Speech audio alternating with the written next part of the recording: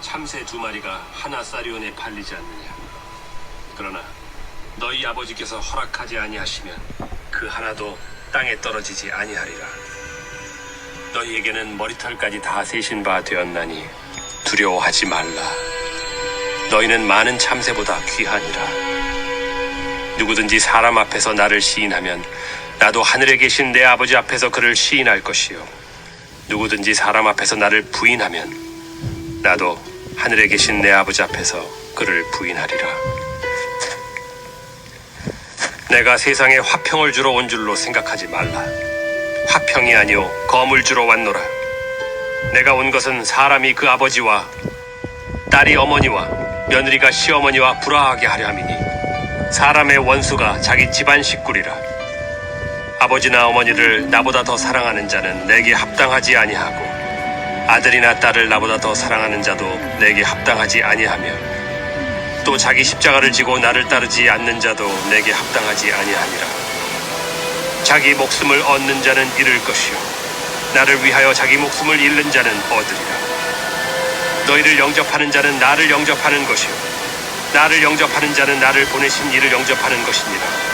선지자의 이름으로 선지자를 영접하는 자는 선지자의 상을 받을 것이요 의인의 이름으로 의인을 영접하는 자는 의인의 상을 받을 것이요 또 누구든지 제자의 이름으로 이 작은 자 중 하나에게 냉수 한 그릇이라도 주는 자는 내가 진실로 너희에게 이르노니 그 사람이 결단코 상을 잃지 아니하리라.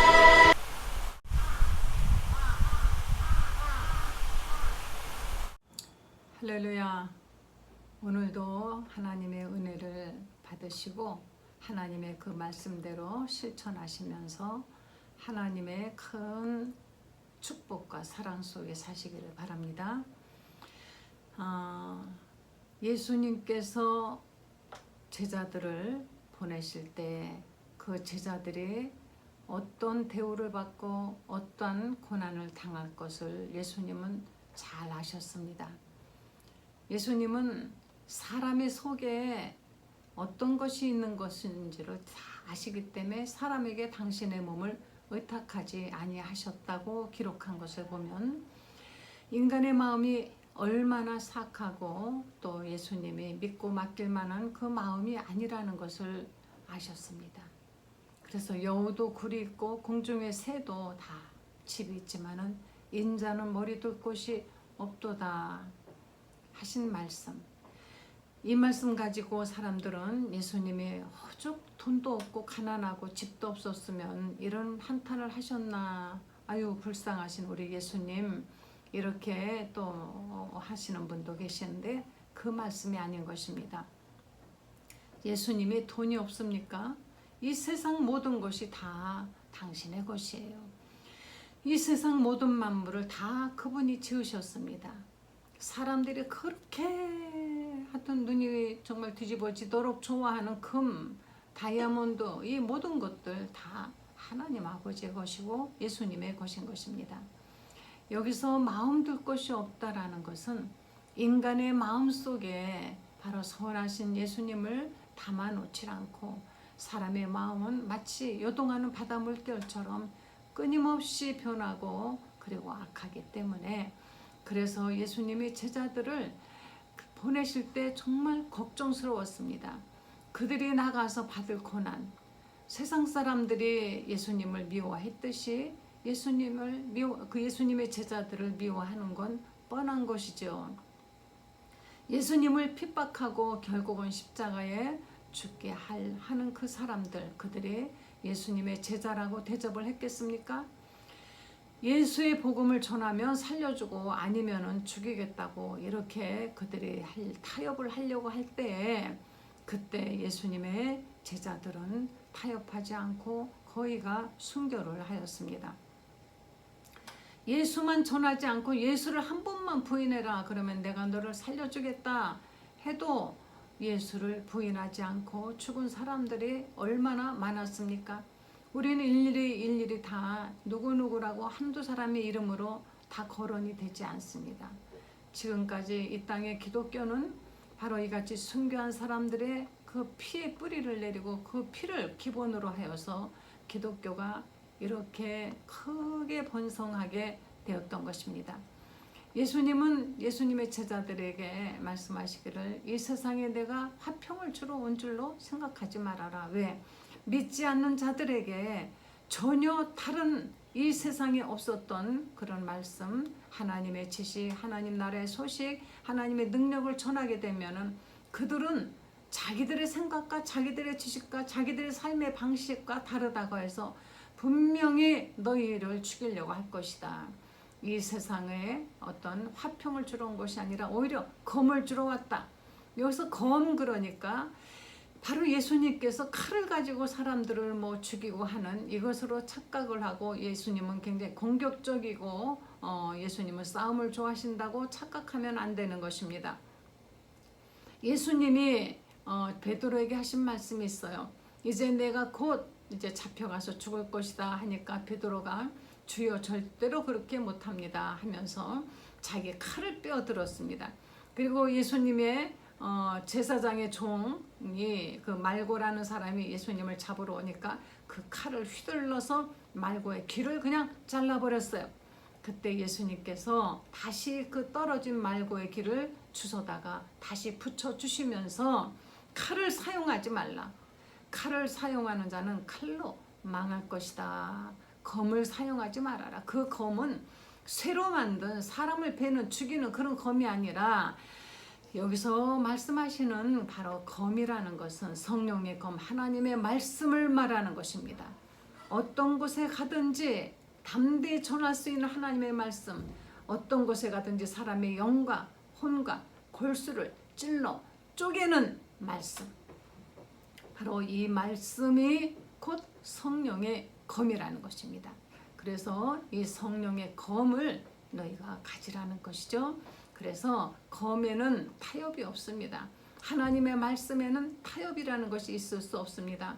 우리가 세상과 화평하려면 타협을 해야 되죠. 하나님의 말씀 적당히 믿어야지, 적당히 해야지, 뭐 꼭 그렇게 말씀대로 살아서 되느냐?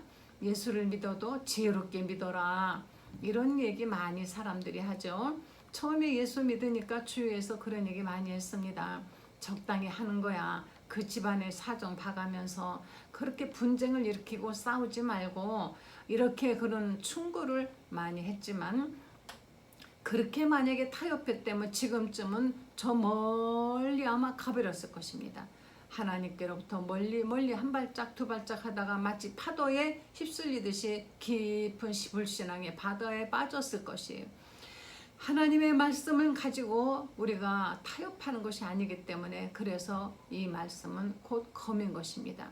이 하나님의 말씀은 반드시 타협하지 않고 이것은 계속 나아가서 이 세상의 불신앙을 베어버려야만이 되는 것입니다. 예수님은 말씀하시기를 제자들에게 너희가 어두운 곳에 거서 말하고 골방에서 말하고 하던 것이 결국은 밖에 나가서 전해질 것이다. 맞습니다. 처음에 우리나라에도 기독교가 들어왔을 때 몰래 하나님의 말씀을 들으러 다니고 몰래 전하고 했죠. 우리나라의 그 선교사들이 배를 타고 들어오기만 하면은 그냥 군대가 나가서 그 배들을 다 뒤집어 엎고 죽이고 해서 이 땅에 발도 디디지 못하고 죽은 선교사들도 정말 많이 있습니다. 정말 저는 그 순교한 분들의 무덤이 있는 양화경가 거기 가서 봤어요. 그런데 거기에 묻히지도 않은 선교사들도 많이 있습니다. 백정으로 살다가 우리나라에서 최초로 장로님이 되고 신학교를 공부해서 교회를 세운 그런 장로님의 이야기를 들으니까 이분이 어떻게 그렇게 어떻게 예수님을 믿게 되는 거 아니 이제 배를 타고 들어오는 선교사를 이제 죽이니까 선교사가 죽기 전에 성경책을 주면서 그냥 간절한 눈빛으로 그거를 주더래요. 그래서 뭔가 하고 그냥 그거를 일단은 받고 죽였다는 것입니다. 그리고 이 사람이 그거를 이제 가지고 육지에 돌아와서 이것이 무엇이길래 그렇게 목숨 걸고 배를 타고 와서 이걸 나한테 주려고 그렇게 간절한 눈빛으로 쳐다보면서 그거를 주고 죽었을까? 너무 궁금해가지고 결국은 그 책을 이제 누군가를 통해서 번역해서 읽어보고 이 사람이 회개하고 예수님을 믿게 되었던 것입니다. 이렇게 우리나라에 들어온 많은 선교사들이 몰래 말씀을 전하고 그 말씀 하나를 듣게 하기 위해서 굳은 일은 다 해주고 본국에서 돈을 가져다가 이 땅에서 학교도 세우고 병원도 세우고 이러면서 몰래 전하던 말씀이 이제 너희는 광명한 데서 지붕 위에서 전하리라 하던 그 말씀대로 이제는 우리는 만천하에 어디서나 복음을 전할 수 있는 정말 복되고 복된 시간을 가졌습니다. 이렇게 해서 전한 말씀이 결국은 오늘날 우리 한국에 엄청난 기독교 그리고 많은 교회들이 번성하고 나아가서 또 선교사들을 파송하게 됐어요. 지금 세상은 기독교인들을 많이 욕하고 핍박하지만 그래도 교회에서 한 일은 너무나 많습니다. 통계학적으로 그래도 교회를 다니는 사람들의 범죄가 안 다니는 사람보다 훨씬 적습니다. 교회를 다니는 사람들보다 안 다니는 사람들의 흉악범들은 훨씬 더 많이 있습니다. 물론 거짓말도 좀 하고 하지만은 그러나 그래도 통계학적으로 볼 때는 예수님을 믿는 사람들은 그러니까 부모님들도 인정하죠. 아이가 교회 다녀서 나쁜 거 배우지 않는다. 옛날에는 교회 가면 하도 먹을 것이 없는 아이들에게 사탕 주고 초콜릿 주고 학용품 주니까 교회를 보냈습니다. 그러나 교회를 다니니까 아이가 거짓말도 안 하죠. 착하게 살죠. 착실하게 살죠. 술, 담배 안 하죠. 이런 것들을 보고 자꾸 교회를 보내게 되었고 오늘날 교회는 참으로 번창했지만은 그러나 마귀가 가만히 있습니까? 마귀도 어떻게든지 그 교회 안에서 또 그 신앙을 타락시키려고 온갖 모든 수단과 방법을 동원하기 때문에 전에는 교회 밖에 있던 마귀가 이제는 교회 안에 들어와서 교회를 더럽히고 있는 것입니다. 그래서 우리는 갈수록 우리는 정말 지혜로워야만이 되는 것이에요. 하나님의 사역을 위해서 그래도 지금 우리나라에서 외국에 나가서 저 가난한 나라 방글라데시아 또는 저 이슬람교가 있는 저 중동에 또는 저 추운 어떤 그런 그 저 북쪽에 러시아 저 소련 저쪽으로 해서 공산국가의 이북에 중국에 뭐 세계를 다니면서 선교를 하기 위해서 희생하는 선교사들 많이 있습니다.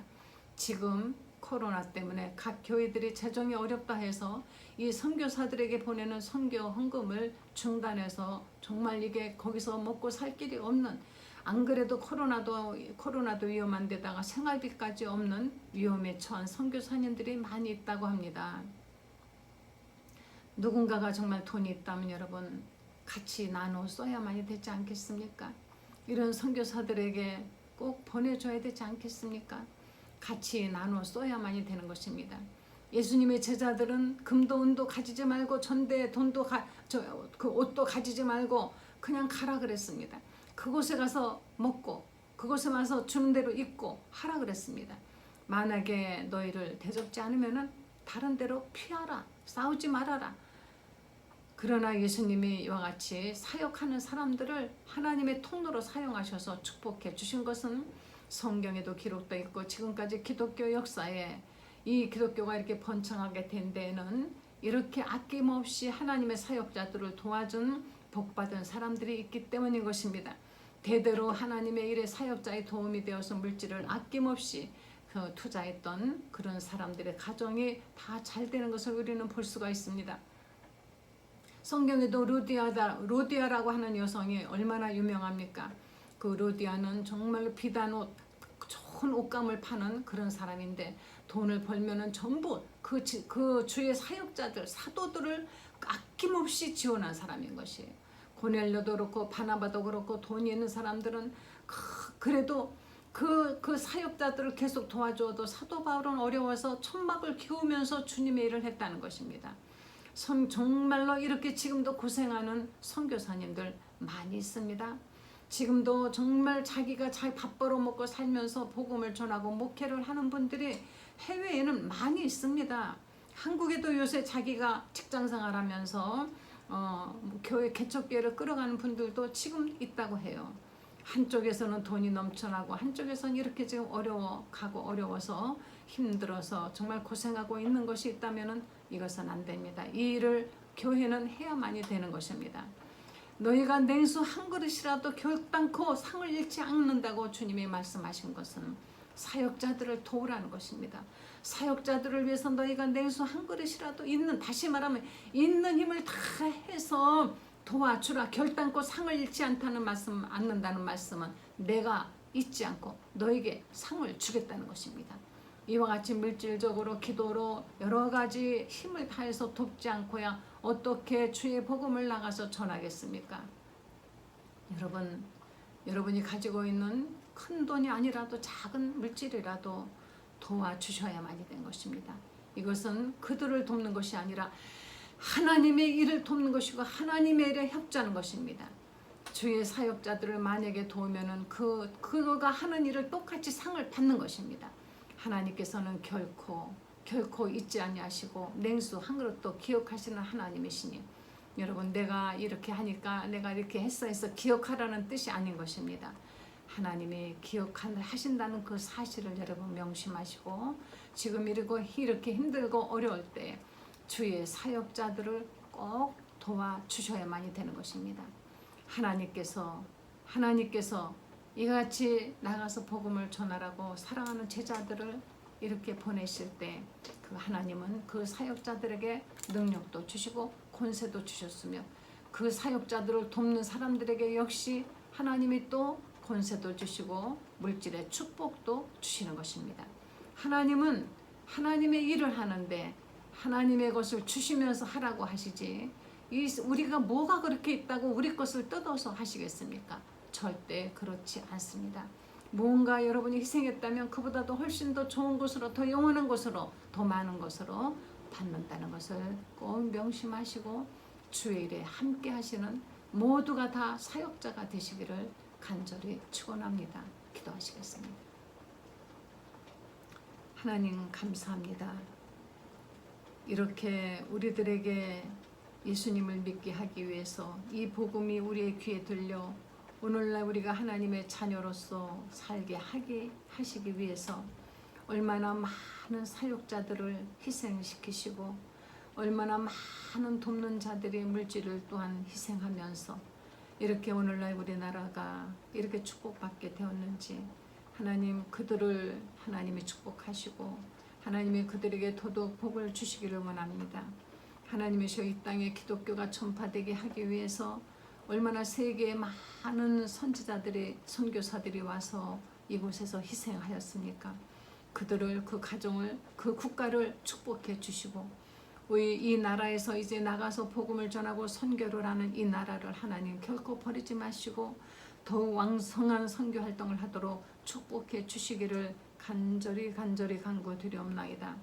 우리가 외국에 나가서 선교사로 살지 못한다 할지라도 이 땅에서 우리가 가지고 있는 모든 힘과 재능과 그리고 물질을 통하여서 또한 선교를 할 수가 있는 것이오니 사역자들을 돕는 일에 하나가 되어서 같은 사역자가 받는 그 상을 같이 받을 수 있게 해주시기를 원합니다. 하나님 도와주시옵고 이 땅에 어서속히 코로나가 잠식되며 이 세계의 코로나가 빨리 잠식이 되어서 다시금 하나님의 복음을 들고 나가서 복음을 전하며 할 수 있도록 하나님 축복해 주시고 교회가 마음 놓고 예배를 드리게 하옵소서. 지금 이렇게 마음 놓고 예배 드리지 못하고 있는 이때 우리가 정말 다시 예배를 드린다면은 다시 하나님께 마음 놓고 나갈 수 있다면은 우리가 이렇게 하나님 뜻대로 살겠습니다 하고 각오하고 회개하며 다짐하는 시간 되게 하여 주시옵소서. 예수님의 거룩하신 이름으로 기도했습니다. 아멘.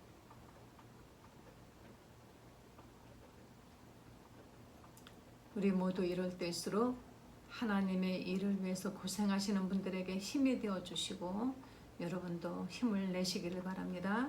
할렐루야.